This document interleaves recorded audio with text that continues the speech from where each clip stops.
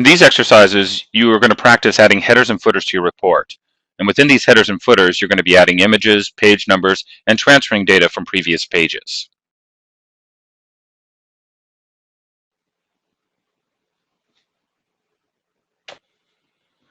For these lab exercises, we're going to go ahead and continue working with that order list report that we've been working with in previous exercises. To remind you of where we're at, when I open up the order list report and I look at its report structure,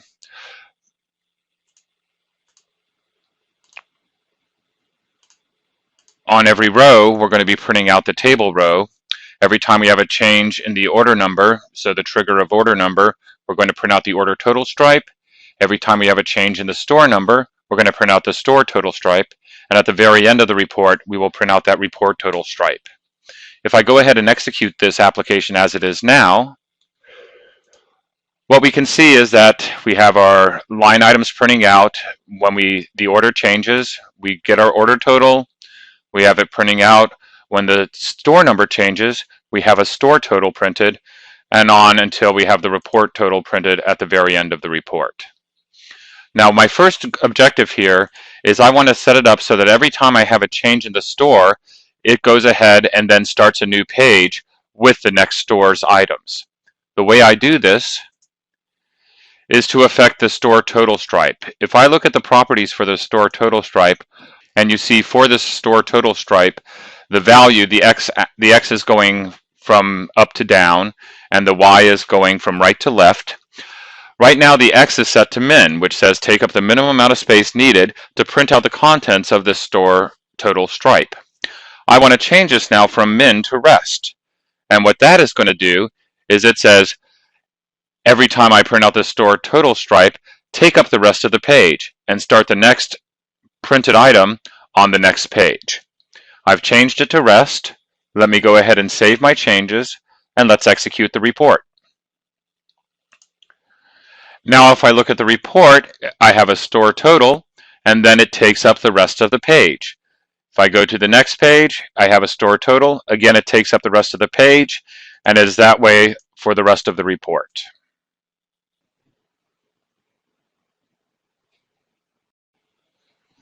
The next thing we're going to do is we're going to update that page header to include an image. To do this, the first thing I'm going to have to do is find some images to use. What I want you to do if you're following along is go into your samples directory that was created when you did your installation and navigate down into reports, into order reports, and find the images subdirectory. Go ahead and create a copy of this subdirectory and paste it inside of your GRW class directory. We now have some images that we can work with. My next step is to go and select the stripe that contains my report title and page number box. So if I look at my report structure, I can see right now it's named Stripe Layouter 3. I don't really like that name, so I'm going to rename it. And instead of Stripe Layouter 3, I'm going to rename it to Title Stripe. Now it has a more meaningful name that I can recognize when I'm going about to place items in it. Now using dynamic positioning, I'm going to add an image box to the title stripe. So I go to my toolbox, I find an image box, and this time I'm just going to drag it and place it inside of that title stripe. You'll notice that the title stripe expanded. If I look at title stripe, I would expect it, the X size property is to min. I need to use up the minimum amount to display this image box. So now I need to format the image box. I can select the image box, and I'm looking for a property called location. Location is going to tell it where to find that image. Once I locate the location property, I click on the ellipse. It opens up and allows me to navigate and find the image. I'm just going to take my 4J's logo, I double click, and it uses that as its location. I now want to save my changes. I want to now run and verify that the image is placed inside of the header. If I look at my report, you can now see I've placed an image up there. Of course, you could resize this image. You could do whatever you want, but this is just to get you the idea of placing an image out there. And it's placed the image inside of that title stripe, which is what we expected. Now, if I want to shrink the size of this image on my report, let me go ahead and select the image box. If I look at the properties, one thing I can do is, before I do that, if I double click, you'll see I'm going between having 8 squares, meaning I can change all directions, to having 4 squares. Now, if I shrink it when it only has 4 squares, it's going to shrink it relative, and you can see my X size and Y size are changing based upon how I move it. Let me go ahead and save this. Let me execute it again. And I just want to verify that in my report now, my image is much smaller.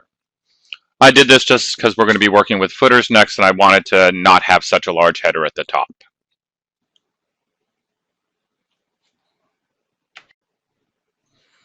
The next thing we're going to do is go ahead and create a page footer. So in order to create a page footer, the first thing I want to do is add a simple container, a vertical box, to the page root. So let me go and locate my page root. I'm going to collapse these down just so that we can see it better. I locate the page root, and then inside my toolbox, I'm adding a vertical box. Now the vertical box, as the icon here indicates, means that anything we put into it is going to be working from the top down. So I can double click on that vertical box, and it's added my layout node. I can go ahead and rename this layout node so that it says page footer, indicating what this stripe is designed to do. Once I've added this page footer vertical box, my next thing I want to do is I want to change the section property. I can go to my properties page. I have my page footer. And if I go down and find my section, I need to identify what kind of footer it's going to be. Let me go ahead and pop this box out. I want you to be able to see this. So if I go and I look at my section, you'll see that's a variety of types of headers and footers that I could make this box. Now I want this footer to appear on any page that I have, so I'm going to change my section property so that it says any page footer.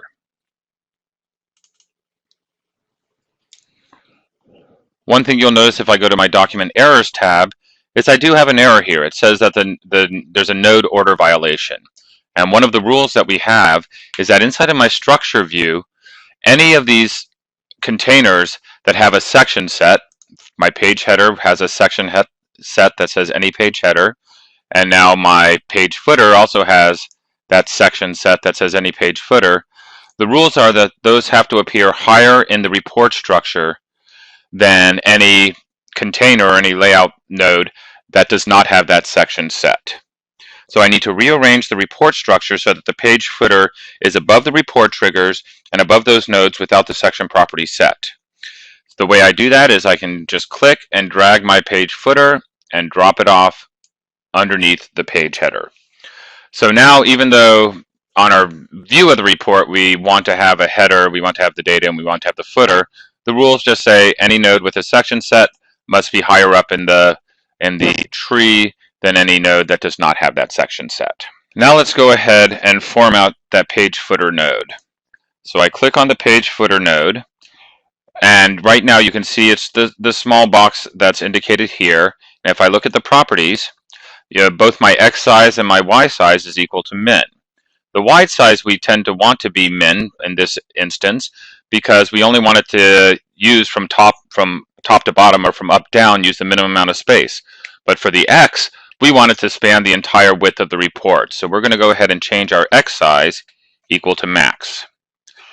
And now if I look, my page footer is extending across for the entire width of the report. We're also going to change the top style border property to dotted so that when my footer prints out, there's a dotted line at the top of this layout container. So let me go down and find my borders. And inside of the borders, I have a top style.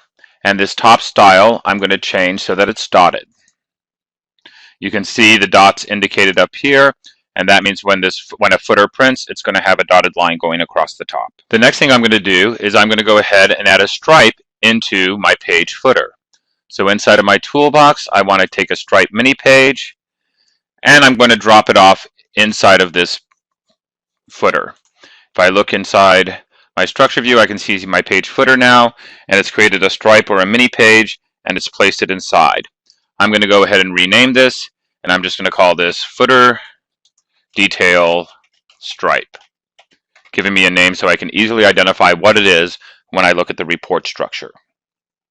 The next thing I'm going to do is go out there and I'm going to add a page number into my footer detail stripe.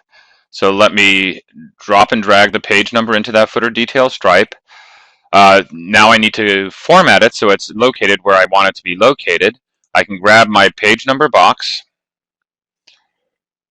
I can go to the properties, and I want to change its Y property to be max divided by 2. You'll see that that places it in the center of my report. And I'm going to change its X property so that it's equal to 1 centimeter. So it's going to place it 1 centimeter down within that stripe. Let's go ahead and save this report. And let's execute it. And now we can go and we can view the footer. You can see the dotted line and you can see the page number centered on my order list report.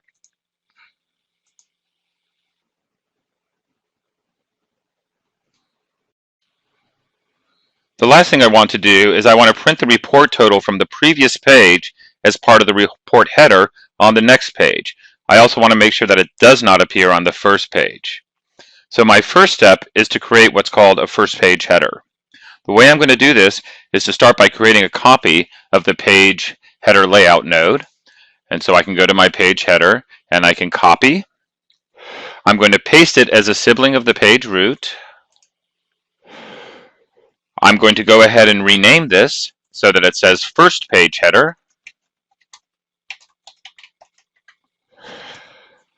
I'm going to select that first page header, and under properties, when I scroll down, instead of it being any page header, I want it to be first page header.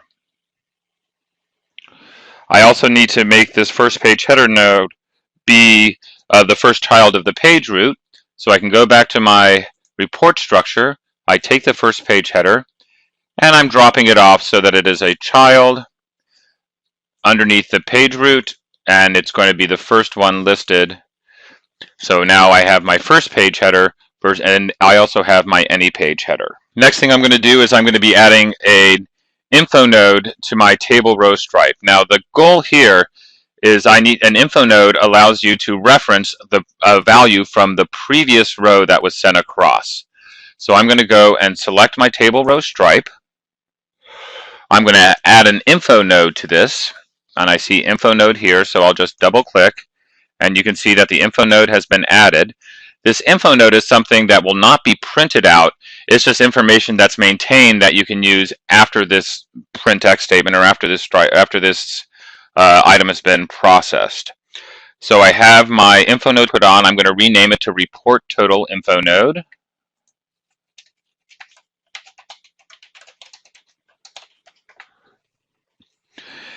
I'm going to go to its properties, and I need to change the value property to give the information I need of what is going to populate this. And so what is going to populate this is my report total. I also want to make sure it's formatted properly. So I'm going to format it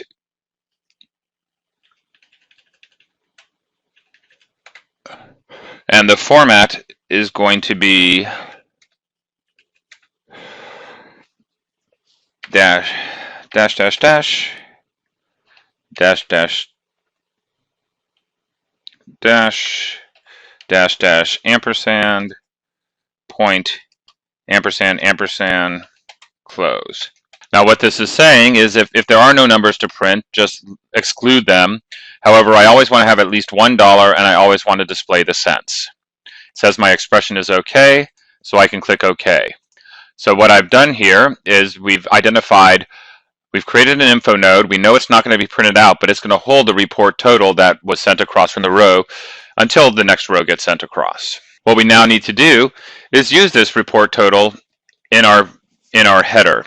We don't want to use it on the first page header.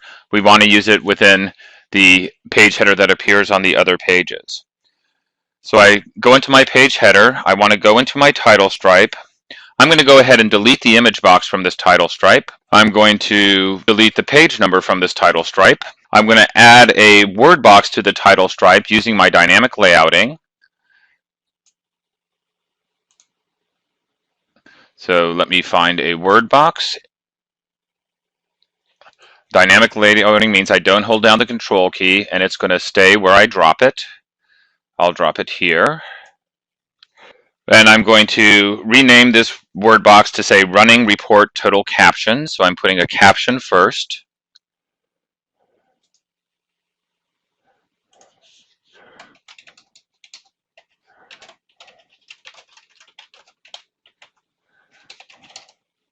Now I want to affect the properties of this, so I'm going to give it some text.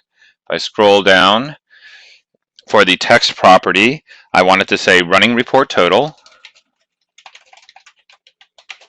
And we can see here that it's giving me the caption displayed. Now after this caption, the next thing I want to do is add a reference box. So that's going to actually display what's in my info node. So I go down and find a reference box.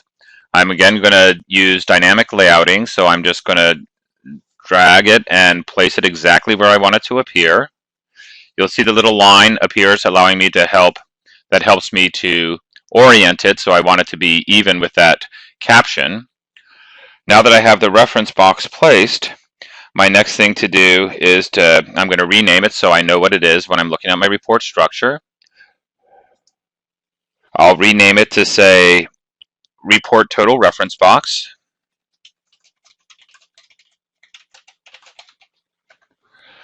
And then I'm going to go to the properties. I look at the properties, and it's asking me for the info node name. So it was the report total info node. I also need to change its text property and say how I want it to be displayed. So I'm going to put 00, 000, 000.00. Let's go ahead and save these changes. And let's run the report application. If we look at the report, on my first page, I have my first page header. It looks exactly like the header we expect it to do. But then when I navigate to the second page, you can now see I have a running report total, and it gives me what the report total was up to this point. If I go to the third page, again, now we can see that the running report total keeps accumulating because it's giving me what the report total is coming into this page.